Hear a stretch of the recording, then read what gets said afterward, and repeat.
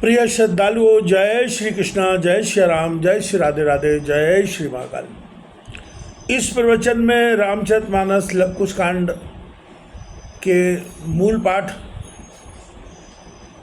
हिंदी अर्थ एवं व्याख्या श्रवण कीजिएगा। आए वशिष्ठ विलोक रघुपति विकल उठ, चरणन परे संवाद सुन मुनि समय जाने, त्याग है हमको हरे।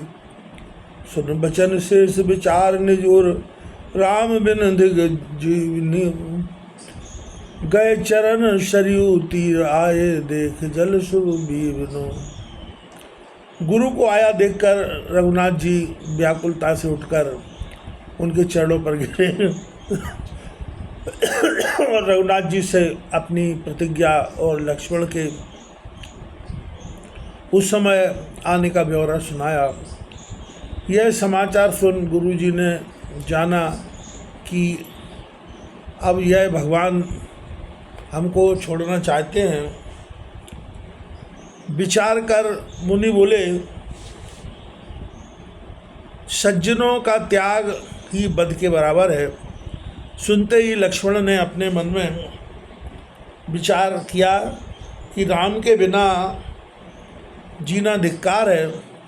सो उन्होंने श्री रामचंद्र जी के चरण छूकर सरयू के तट पर आके सुंदर जल को देख आचमन किया। कटि प्रयत्न जल मध्य में कीने, ध्यान अखंड योग यत्न कर राम कहें, फोड़ो निज ब्रह्मंड। राम धाम पहुँचे तुरत, लखन चतुर्थ सुभाग। सुन व्याकुल रघुपति भरत, मिटे सकल अनुराग। और कमर तक जल में खड़े होकर अखंड ध्यान किया। युग के साथ आत्मरूप राम का ध्यान करते करते अपने ब्रह्मांड को फोड़ दिया। श्री रामचंद्र जी के चौथे अंश लक्ष्मण जी तुरंत राम के धाम जाकर प्राप्त हुए। सुनकर रघुनाथ तथा भरत जी बड़े व्याकुल हुए और उनकी सब प्रसन्नता मिट गई। मैं नहीं तजो तजो मुझ ताता, अब करूँ यत्न सो देखो भ्राता। करो भरतपुर राज्य सुखारी, सुनत गिरे मैं व्याकुल वारी। मैंने लक्ष्मण को नहीं त्यागा, उन्होंने ही मुझको त्याग दिया। सो अब यत्न करो कि अब भाई को देखूं। भरत तुम आनंद से पुर का राज्य करो। यह सुनते ही भरत अत्यंत व्याकुल हो पृथ्वी पर गिर पड़े। चलन चत अब प्राण उषाई, प्रभु लक्षण बिन रह न सकाई। तात चलो कह विनय बुलाई, कीन तिलक बहु नीत सुखाई। और बोले, हे भगवान, अब प्राण बयान करना चाहते हैं प्रभु। हम लक्ष्मण के बिना एक क्षण भी नहीं रह सकते।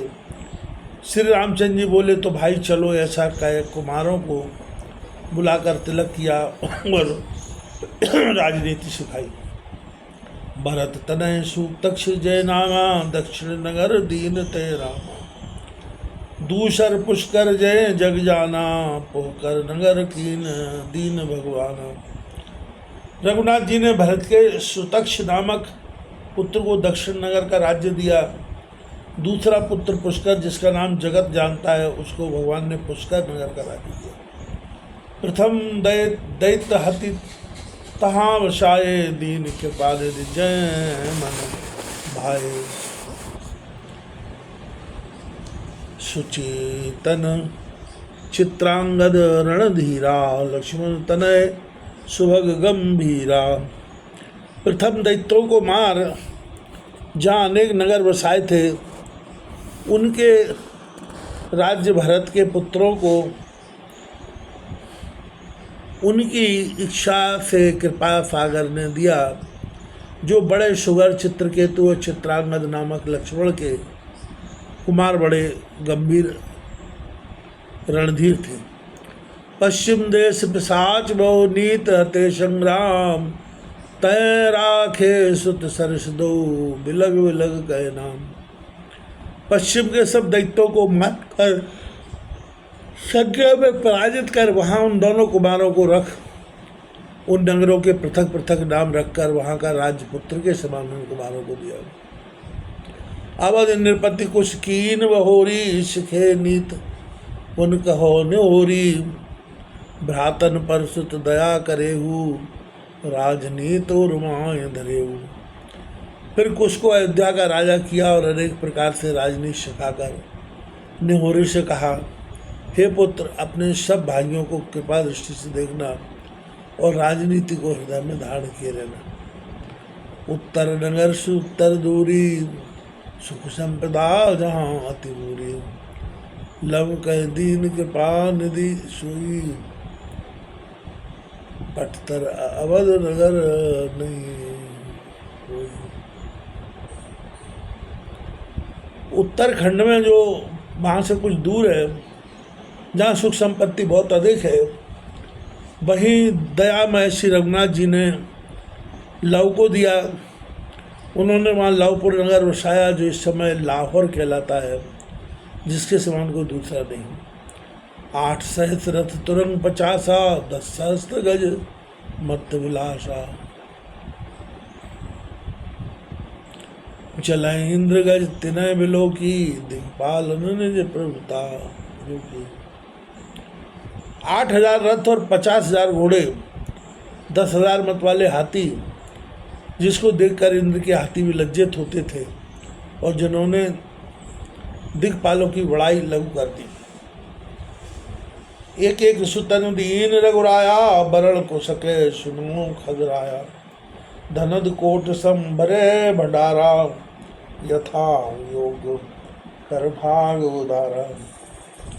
गरुड़ जी सुनिए, एक एक पुत्र को रघुनाथ जी ने जितनी जितनी सेना दी, सो कौन वर्णन कर सके। जिनके यहाँ करोड़ कुबेर के समान भंडार भर रहा है, उन सबका रघुनाथ जी ने यथायोग्य विभाग बंटवारा कर दिया। शकल तनय पर तोष के विदा कीन रघुवीर, विप्र वृंद याचक सकल लिए बोल मति धीर।